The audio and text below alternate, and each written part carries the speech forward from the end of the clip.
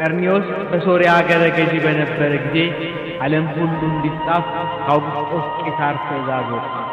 ሁሉም እያንዳንዱ ይጻፍ ዘንድ ወደ ከተማው ወጣ። አረጋዊ ዮሴፍ ከዳዊት ቤትና ወገን ነበርና ከገሊላ ናዝሬት ከተማ ተነስቶ ቤተልሔም ወደምትባል ወደ ዳዊት ከተማ ወደ ይሁዳ እመቤታችን ጋር ይቆጠር ዘንድ ሄደ።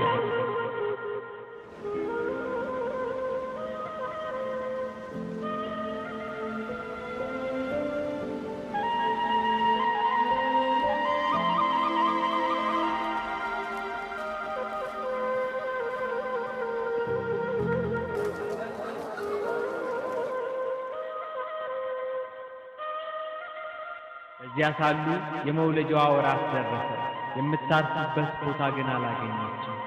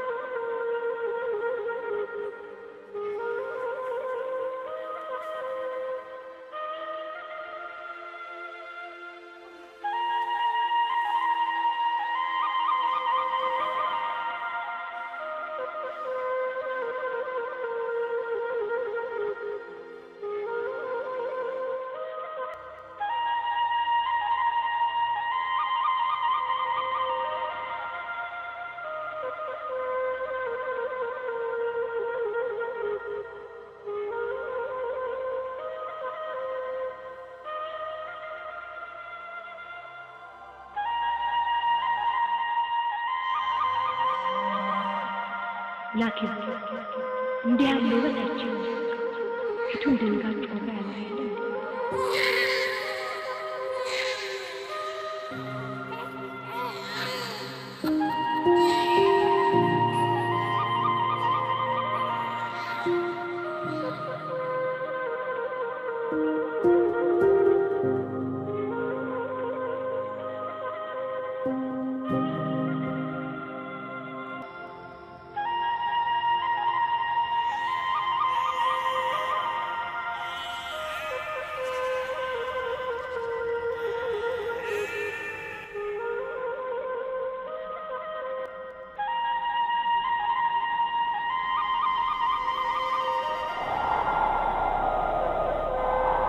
እነሆ ለሕዝቡ ሁሉ የሚሆን ታላቅ ደስታ የምሥራች ነግራችኋለሁና አትፍሩ። ዛሬ በዳዊት ከተማ መድኃኒት እርሱም ክርስቶስ ጌታ የሆነ ተወልዶላችኋልና፣ ይህም ምልክት ይሆንላችኋል፣ ሕፃን ተጠቅልሎ በግርግምም ተኝቶ ታገኙታላችሁ።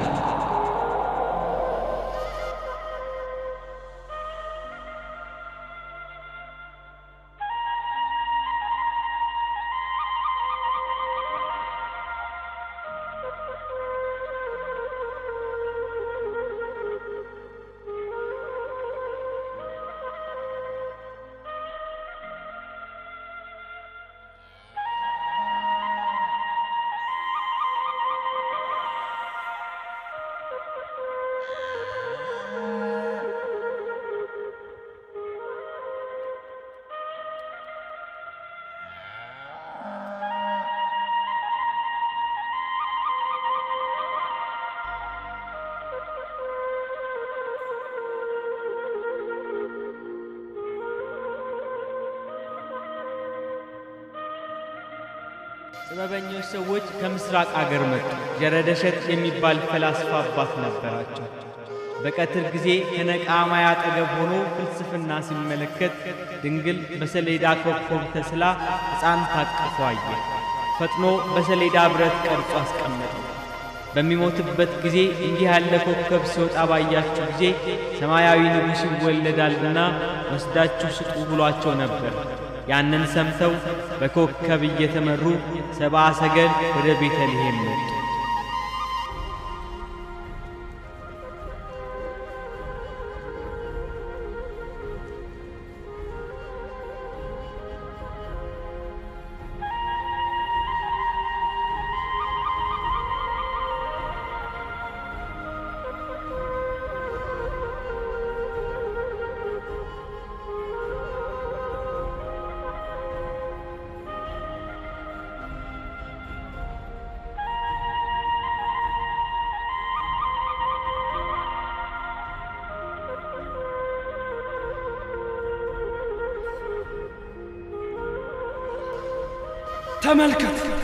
ተመልከት ያችን ኮከብ ድምቀቷ ያልተለመደ ነገር የብርሃኗ ድምቀት ምልክት ይሆነን ዘንድ ለኛ ብቻ የምታበራ ትመስላለች። የሥነ ከዋክብት ምሁሩ አባታችን ዘረድሸት ኮከብ እንደሚመራን የተናገረውን አታስታውስም? እንዴታ! ድንግል በድንግልና ትጸንሳለች፣ የአይሁድና የሰው ዘር ሁሉ ንጉሥ የሚሆነውን ልጇን ትወልዳለች፣ ኮከቧም ሕፃኑ በሚወለድበት ግርግም ላይ ታበራለች ብሏል። የሚሆነውን ሁሉ ለማየት ቀዳሚዎቹ እኛ እንሆናለን። አካላዊ ቃል ለሆነው ለሕፃኑ እንሰግድለትና እጅ መንሻውንም እንገብርለት ዘንድ ነግሮናል።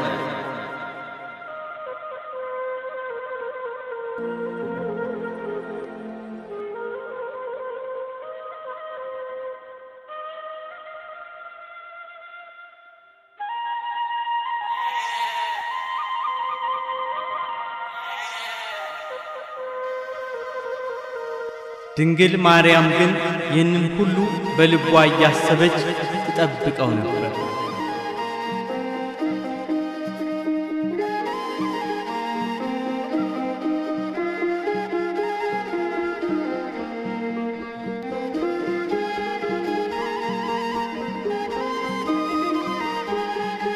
በግርግም ውስጥ የተፈጸመውን ሰማ አይደል ኢያሱ? አሁን በመላዋ ቤተልሔም የሚወራው የሕፃኑ መወለድ የተወለደው ንጉሥ ነው ይላል። ይህ ጉዳይ እውነት ስለመሆኑ ያረጋግጥ ይኖራል። መንጋቸውን የሚጠብቁ እረኞች ሄደው እንዳዩት ይናገራሉ። የጌታ መልአክ ተገልጾ ሕፃኑ ወዴት እንደሚገኝ እንዳስረዳቸውና የሕፃኑም አካል በብርሃን የተሞላ እንደ ፀሐይ እንደሚያበራ አይተናል ይላሉ። ይህ እንዴት ሊሆን ይችላል? ለማንኛውም ወደዛው እንሂድ።